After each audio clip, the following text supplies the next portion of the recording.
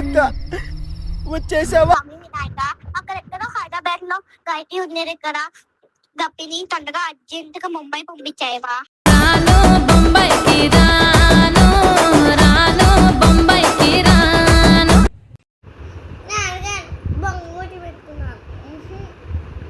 అరే ఏంట్రా ఇది? సరే హెషి, నువ్వు బొంగమూత పెట్టుకో, కానీ ఇంతకీ నీ చేపల గోలు నీకెందుకు? నువ్వు స్కూల్కి వెళ్ళు. ठीक है, अब देखो मेरी गप्पी की कहानी. ఏం జరిగింది? ఏం జరుగుతోంది? ఏం జరగబోతోంది? నాకిప్పుడే తెలియాలి. చెప్పేస్తాను గురుగారు, లేట్ చేస్తే మన వాళ్ళు స్కిప్ చేసేట్లున్నారు వీడియోని.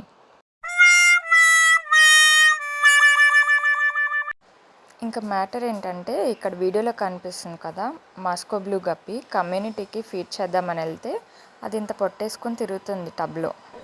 అక్క కొంచెం పక్క జరుగుతావే, ప్రపంచం కనిపిస్తలే. ఇది మిగతా చేపల డైలాగ్ పాపం. దాంతో ఇంకా చేసేదేం లేక దాన్ని కమ్యూనిటీలోంచి సపరేట్ చేశాను.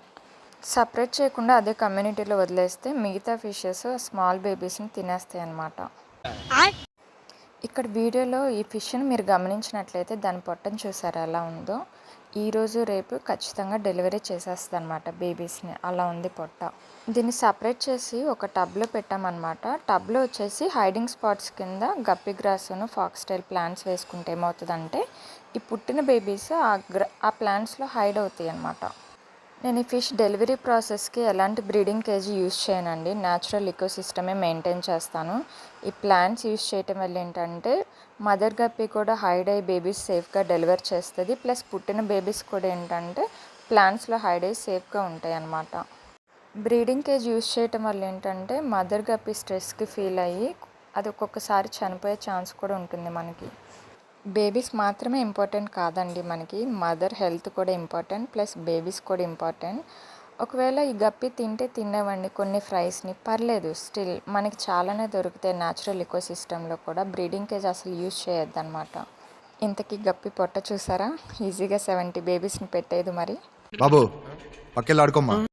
అలాగే madam, have a safe delivery.